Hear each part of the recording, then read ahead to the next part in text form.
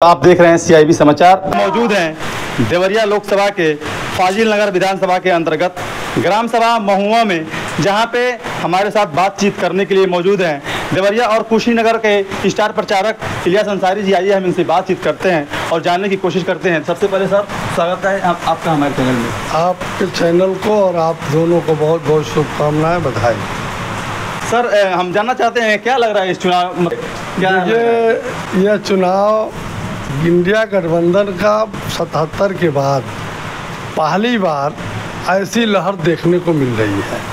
अब पूरे उत्तर प्रदेश में नहीं बल्कि पूरे देश में इंडिया गठबंधन की हवा चल रही है। जहाँ तक हम हैं कुशीनगर और देवरिया पार्लियामेंट की बात आप कर रहे हैं, तो देवरिया में भी हम माननीय हमारे अखिलेश प्रताप सिंह जी और कुशीनगर में माननीय अजय प्रताप सिंह और पिंटू बाबू रिकॉर्ड तोड़ मतों से चुनाव जीतने जा रहे हैं और जनता चुनाव लड़ रही है। मैं आपसे बहुत विश्वास के साथ ये कहना चाहता हूँ कि जो स्थिति आज के तारीख में है, आप प्रधानमंत्री जी की भाषण को सुने होंगे। माननीय मुख्यमंत्री, माननीय प्रधानमंत्री जी, माननीय अमित शाह जी जिस भाषा का प्रयोग अपने भाषणों में कर रहे हैं, ये बौखलाहट का नतीजा है। उत्तर प्रदेश में हम 50 से अधिक सीटें पाने जा रहे हैं और एक तरफा महंगाई के सवाल पर, बेरोजगारी के सवाल पर और किसानों के बदहाली के सवाल पर, भ्रष्टाचार के सवाल पर, नौकरी के सवाल पर, कर्जा माफी के सवाल पर जनता बहुत गुस्से में है और भारतीय जनता पार्टी के खिलाफ जो गठबंधन बना है, माननीय अखिलेश यादव, राहुल गांधी और अरविंद केजरीवाल जी सहित तमाम पार्टियों का, क्षेत्रीय पार्टियों का, वह गठबंधन पूरी तरह कामयाब होने जा रहा है। अक्सर देखा गया है कि जो भी अपने इधर के युवा हैं वो कमाने के लिए बाहर जाना पड़ता है, तो अगर क्या आपकी सरकार बन जाएगी तो युवाओं के लिए क्या कोई रोजगार की व्यवस्था की जाएगी? अभी माननीय अखिलेश यादव परसों आए थे और उन्होंने कहा कि भारतीय जनता पार्टी के प्रधानमंत्री जी आए थे पडरौना में और कह गए थे कि 90 दिन के अंदर यहाँ की चीनी मिल को हम चलवा देंगे और नौजवानों को रोजगार दे देंगे, हर साल नौकरी देंगे। उन्होंने कहा था कि शुगर फैक्ट्री को चला देंगे, उन्होंने नहीं चलाया। उन्होंने नौजवानों को नौकरी नहीं दी, उन्होंने महंगाई बढ़ाया, भ्रष्टाचार बढ़ाया। हमारे राष्ट्रीय अध्यक्ष माननीय अखिलेश यादव जी ने कहा है परसों की सभा में, सरकार बनते ही हम इन चीनी मिलों को चलाने का काम करेंगे। अगर नहीं चला पाए तो नई चीनी मिल यहाँ लगाकर नौजवानों को रोजगार देने का अवसर और किसानों को उचित मूल्य देने का अवसर हम प्रदान करेंगे। इसके लिए चाहे मुझे जो भी करना पड़े हम करेंगे। देखा जा रहा है कि इस बार चुनावी प्रचार को लेकर बहुत सारे दिग्गज नेता अपना कुशीनगर और देवरिया में आ रहे हैं, इस पर क्या कहना चाहेंगे? देखिए, भारतीय जनता पार्टी को ये लग गया है कि हम चुनाव हार रहे हैं, इसलिए कई प्रदेशों के नेताओं को, मुख्यमंत्रियों को, यहाँ तक कि गृह मंत्री जी कुशीनगर देवरिया मिला के 3 बार आ चुके। माननीय राजनाथ सिंह जी, रक्षा मंत्री जी 2 बार आ चुके, माननीय प्रधानमंत्री जी आ गए और आज महाराष्ट्र के मुख्यमंत्री जी आए थे, रोड शो कर रहे हैं मुख्यमंत्री जी आके। हम साफ तौर पे कहना चाहते हैं, ये सबूत है इंडिया गठबंधन की जीत की।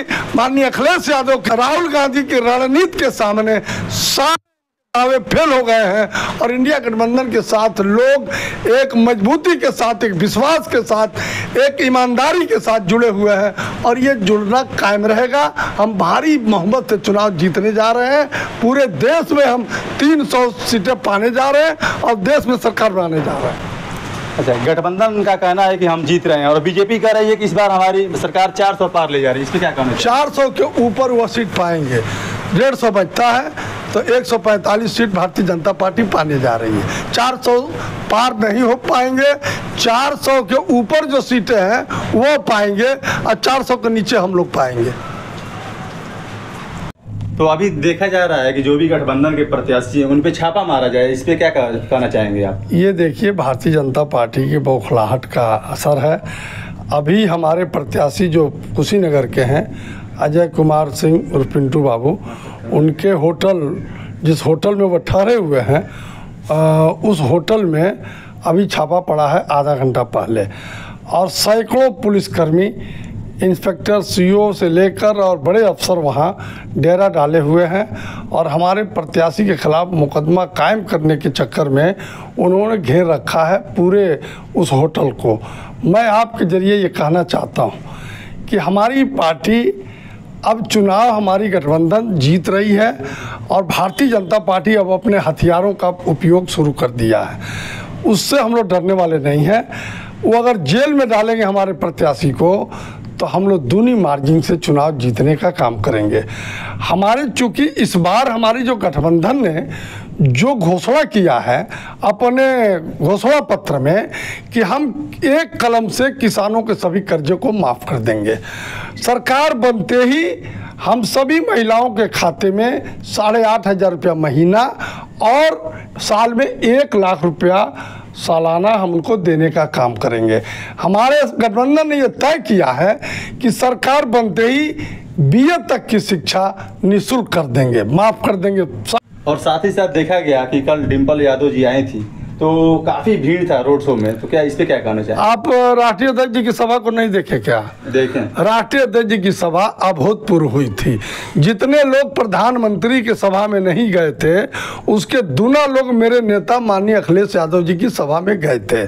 उसके बाद दूसरा ही दिन आ गया प्रोग्राम डिम्पल जी का, माननीय सांसद जी का, और डिम्पल जी के रैली में, रोड शो में हम आपसे बहुत जिम्मेदारी के साथ कह सकते हैं, आप लोग पत्रकार हैं, कि पडरौना पूरी तरह ठप हो गया 3 घंटा और हजारों क्या लाखों की भीड़, नौजवानों की, बूढ़ों की, औरतों की, जगह जगह औरतों ने आरती उतारी और जगह जगह नौजवान बूढ़े अपने सांसद को, अपनी बहू को आशीर्वाद देने के लिए दौड़ रहे थे, माला फेंक रहे थे, छतों से माले और फूल बरसाए जा रहे थे। बाजार में मारवाड़ी और तमाम धर्म के लोग फूल की बारिश कर रहे थे।